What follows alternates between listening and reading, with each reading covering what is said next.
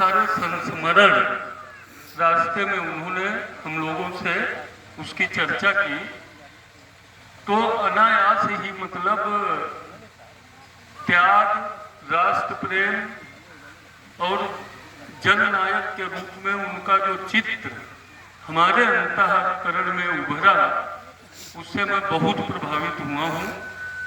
मैं कोई बड़ा कवि नहीं हूँ, ये संजीव दादा का प्रेम है कि वो हमको बड़ा कवि मानते हैं।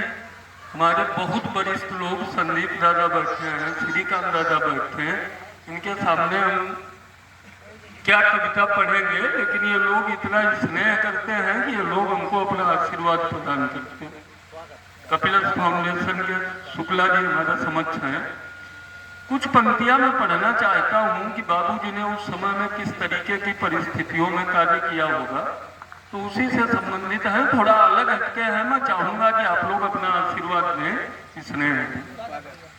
दबा रहा गिरा नहीं मैं भार में, दबा रहा गिरा नहीं मैं भार में, फंसा अनेकों बार सिंधु ज्वार में, बढ़े कदम रुके नहीं है आज तक, चुनौतियां खड़ी रही कतार में।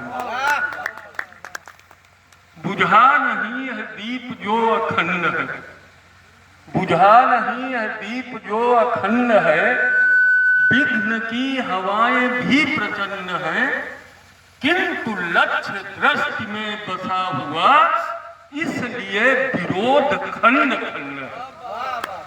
चल पड़ा हूं नव सृजित उभार में, चुनौतियां खड़ी रही कतार में।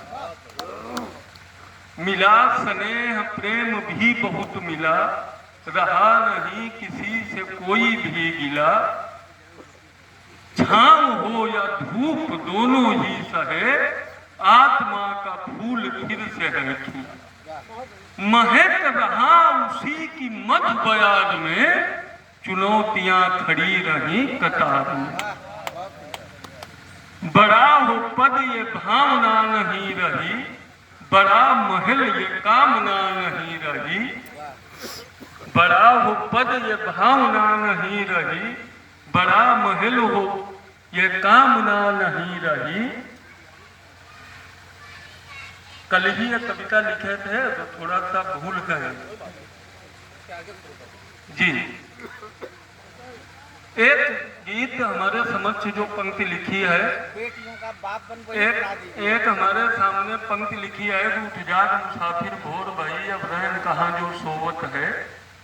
सर्वविदित है कि ये हमारे शुक्ल जी की रचना है, लेकिन एक हमारे मन में चूंकि इतना विद्युत मंच है, पाटिलपुत्र से, नेपाल से, सब जगह से लोग आए हुए हैं, तो मैं पहली बार ये रचना श्रीकांत दादा पढ़ रहा हूँ, और मैं चाहता हूँ कि उस रचना को यहाँ पे आप लोगों का आशीर्वाद मिले कि जानबूझकर जो सोया है बोलो उसे जगाए कैसे, जानबूझकर जो सोया है बोलो उसे जगाए कैसे, जान रहा है पाप पुण्य सब बोलो उसे बताए कैसे। अभिनय में मानवता के सारे गुण की जो परिसीमा है, उसे मनुष्यता के धर्मों को बोलो हम सिखलाए कैसे। पथिक भूल जाए यदि पथ से उसे बताया जा सकता है, सुबह का भूला शाम को अपने घर में लाया जा सकता है, किंतु चयन यदि स्वयं पतन का किया गया हो अपने मन से, उस अभिमानी मन को बोलो त्याग का पाठ पढ़ाने का।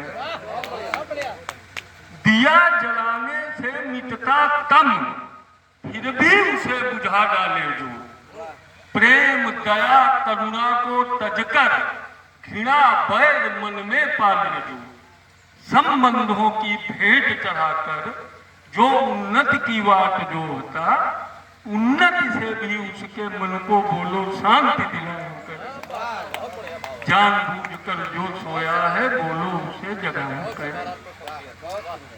अब एक छोटी सी अगर अनुमति हो आप लोगों की, तो एक छोटी सी कविता है, हमें खंड काव्य लिख रहे हैं, उसी का थोड़ा सा अंश 2 मिनट का आप लोगों के मध्य सुनाना चाहते हैं, क्योंकि वो कविता सदैव प्रासंगिक है।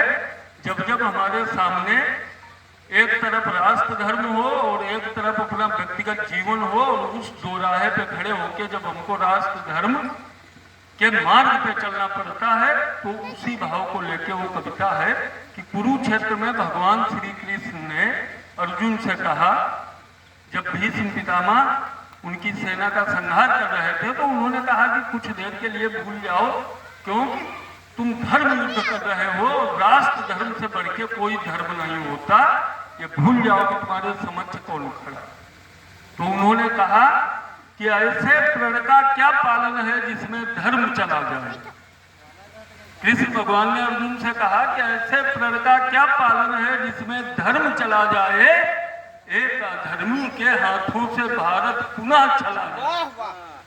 मैं अपने यश के कारण अन्याय नहीं होने दूंगा, वचन भंग करने वाला ही चाहे मुझे कहा जाए। ऐसे प्रण का क्या पालन है जिसमें धर्म चला जाए। हे अर्जुन, तुम मोहग्रसित हो, कर्तव्यों से दूरी है। कुरुक्षेत्र में आज भीष्म का मरना बहुत जरूरी है।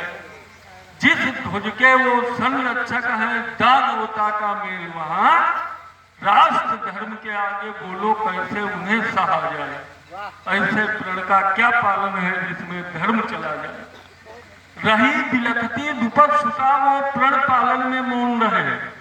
रही बिलखती दुपद सुता, वो प्रण पालन में मौन रहे। शकुनी के पासों के आगे यही पितामह कौन रहे। मानवता का भेदन करके कौन प्रतिज्ञा पाल रहे हैं। अधर्म के सेना नायक, अब तो इन्हें बधा जाए। ऐसे प्रण का क्या पालन है जिसमें धर्म चला जाए। अब हम अपना अंतिम एक गीत की 4 पंक्तियां सुना के अपना स्थान लेते हैं। जाग जाते अगर वक्त पर हम सभी, जागना तो पड़ेगा कभी ना कभी। जो भी आदर्श है, जो भी उपदेश है, मानना तो पड़ेगा कभी ना कभी। जय हिंद, जय भारत।